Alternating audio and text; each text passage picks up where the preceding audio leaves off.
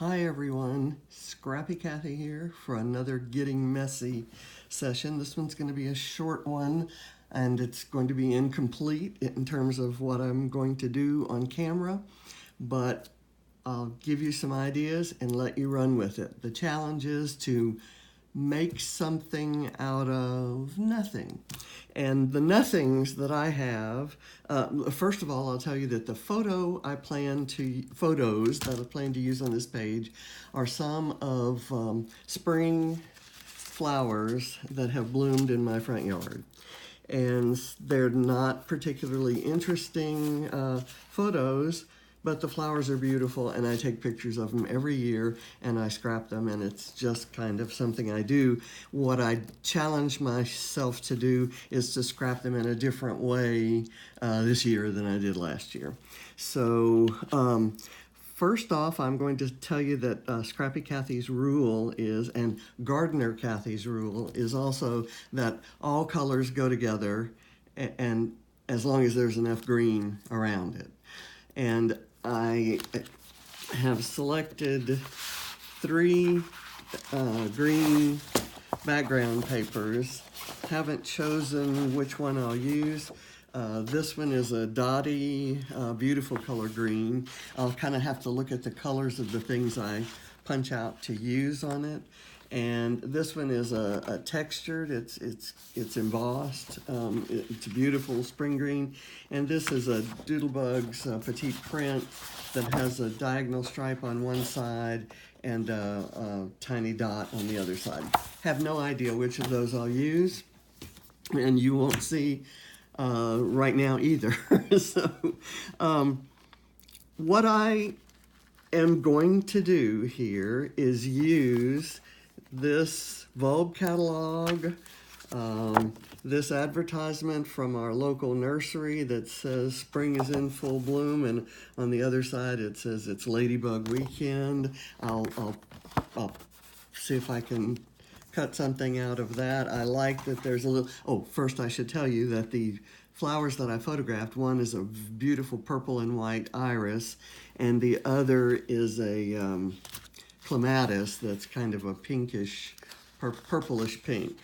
Some examples of junk mail that you can use that I often use in scrapping are these ads. These people want to sell me some land in North Carolina, and there's some really beautiful colors here. And if you use a fine cut dye, and I'll give you an example, this pink butterfly dye, any of these dyes that cut butterflies,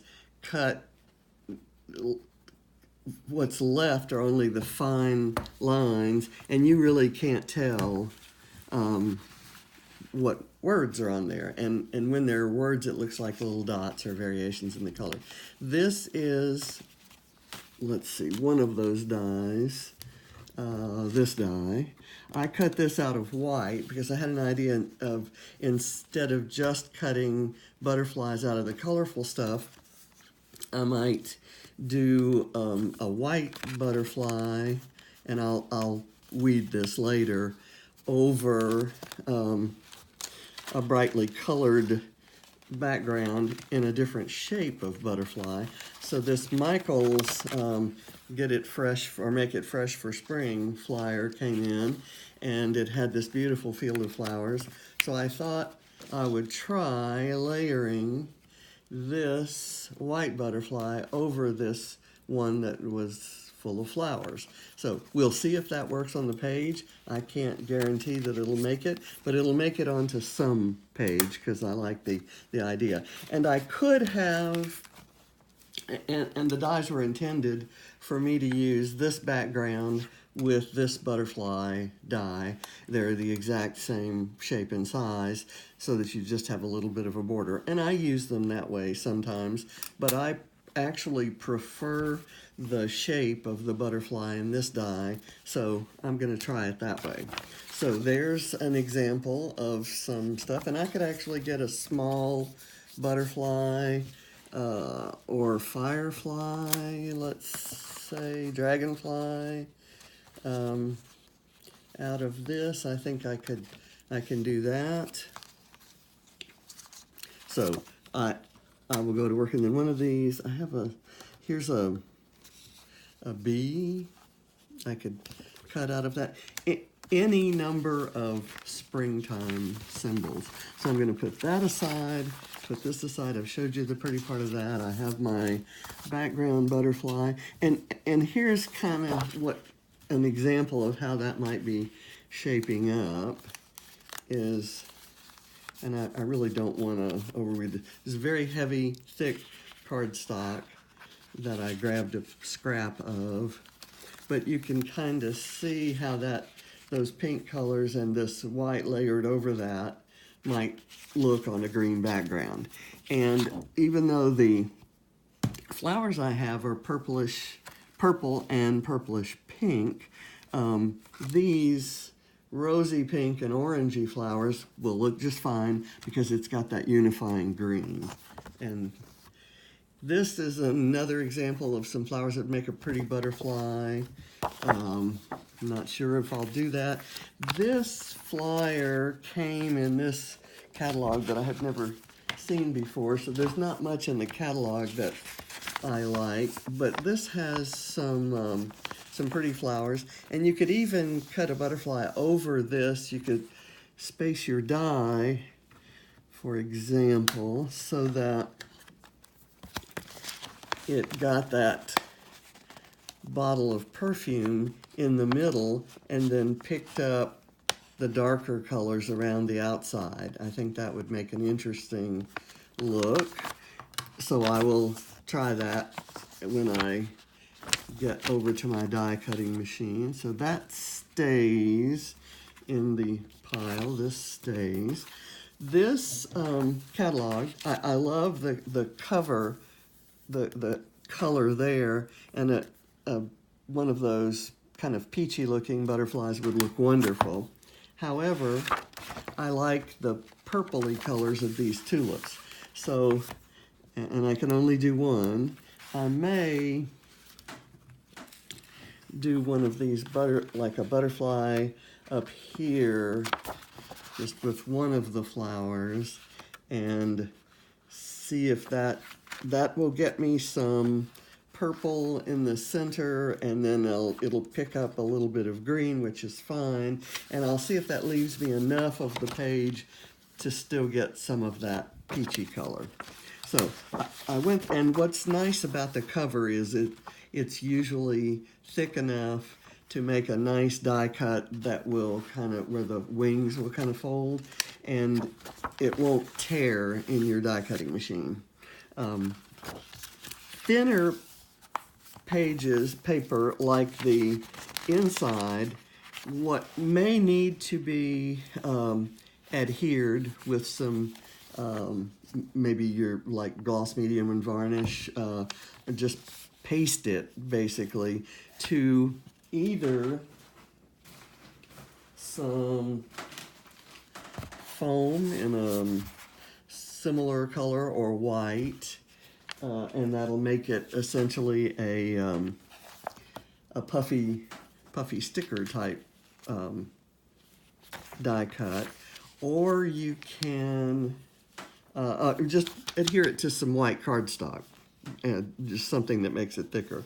And if you worry that these pages are not acid-free, and if you're an acid-free fanatic, which I am sometimes, used to be more so than I am now, you can buy this, I have this spray called Krylon Make It Acid Free, and just this can has lasted me for about 3 years, and you just spray a little bit on the paper. I would do it before you die cut it, and I have it out because I might use it on these if I print the photo.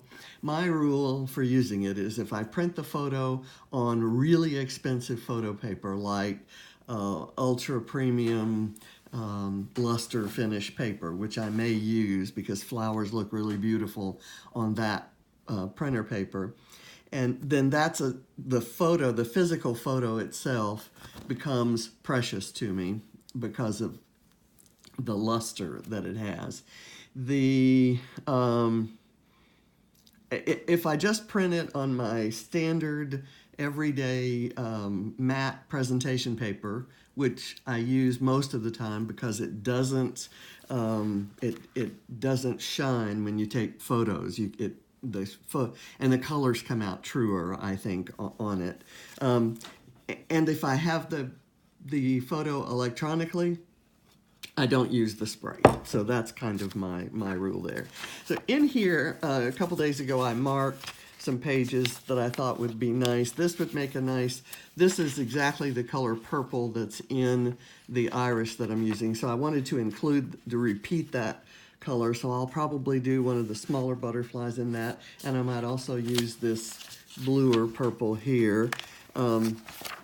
This is this field of tulips is one that I really love and would probably have liked to use. Similarly, this would be a nice background, and I'm going to show you in a minute what I'm going to do with backgrounds. And I saw some purple tulips as I went through here. I'll probably look for some more purple. This actually is going to be my background, and what I'm going to do, and I'll go ahead and do it now. I'm going to tear it out, and then I'm going to kind of tear it up. This isn't tearing as well as I'd like it to. And what I will do is, this is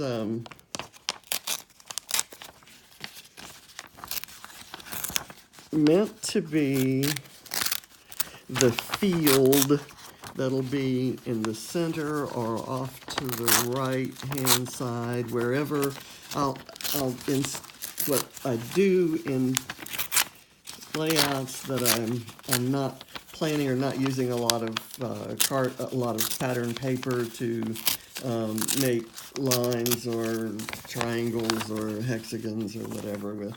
So I've got this kind of poorly torn. It's torn. Let me tear more of a curvy shape over this side. And I could do it like this.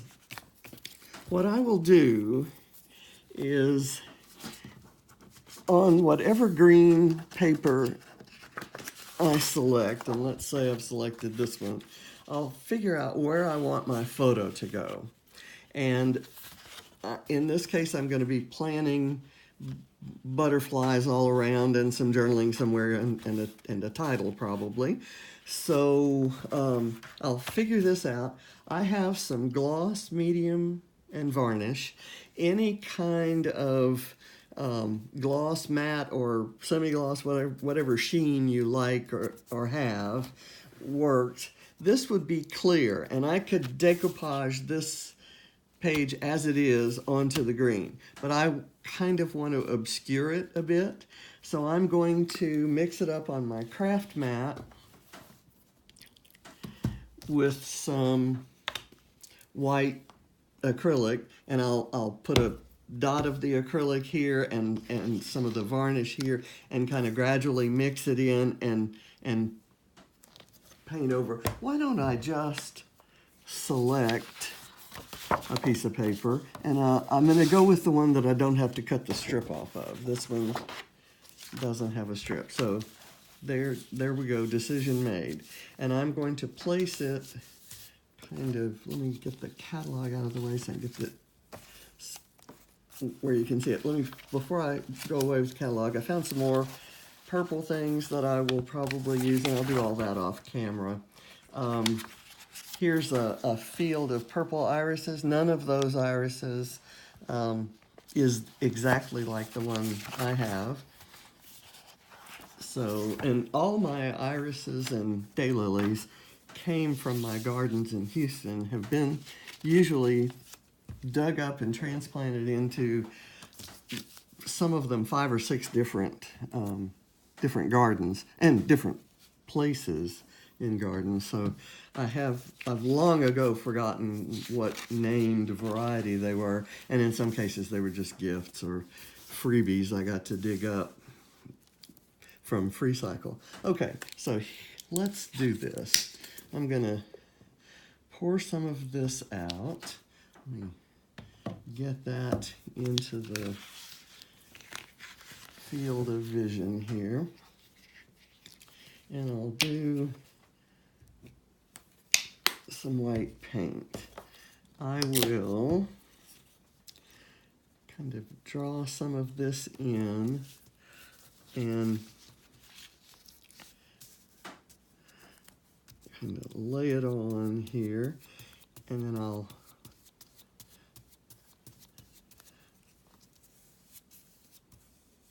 if it curls up and maybe buckles, which it can do, I'll decide whether that's a bad thing or whether I don't mind it. Okay, so you get the idea here. You can kind of obscure it, and then I'm going to work it in because I don't want it to look like I just painted over this. Oh, okay. I do need to put a little, I have done this without putting any glue on the bottom, and on this paper that's not going to work. So here we are, truly getting messy with Scrappy Cathy. I'm not going to even try to put that in the same place because it really doesn't matter.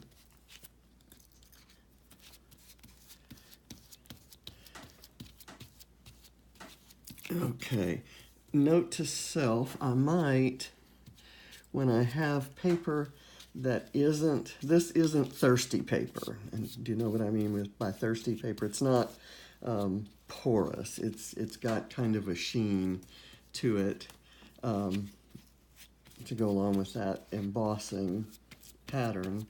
And when I have that paper, I probably need to put some medium on the edges of anything that I'm trying to decoupage to it. Okay, so this does look truly like a mess, and I've got some somehow up in this corner. Where on earth did that come from? I've gotten happy with the brush, I guess. Okay, so you get the idea here. This will have to dry, and if it dries satisfactorily and I like it, I will use it as is. If it needs another coat, right now as I'm adding coats, it's just scraping the underneath coat away. So I have to wait until it dries. So this is actually going to be a background. It's going to be mostly covered up. It's just to highlight where I'm placing the photographs and probably one of the more colorful butterflies that will look good against that white background. Then I'll place the others that I've made in spots where they might look good. Pull this, get this wet stuff away, and I may do something like place this butterfly with the white one on top, kind of heading up towards the photo, and then do the title somewhere. Let the butterfly point the way to the title. So that's kind of, that's about the extent of the design work I'm doing here. And I would like to use the word spring in the title, you know, like spring has sprung or something like that. And journal about how when the leaves begin to show up on the Japanese maples, I know that the purple and white iris planted underneath them are soon to follow, and that's kind of my harbinger of spring, if you will. So one of my plans is to take some of the papers in that catalog. Where's my catalog? There was a page that had some real multicolored tulips. I thought I would take some alpha dyes and take this page and adhere it to a piece of foam, and then use my alpha dies to cut out the word spring. And then I'll use other alphas, pre-made alphas, to do has sprung. So we'll see how that works out. So that's my idea for this page. The messy part is the part I did on camera. The rest of it are ideas, and I'll post it as soon as I get it made. I have a lot of running around to do today, so it may not be today. It will most likely be tomorrow, or Sunday, tomorrow, who knows. Ava may be coming home from the hospital, and there are lots of preparations we have to make according to the hospital staff, so I may be involved in some of that. So have a wonderful party, and I'll see you on the flip side. Bye.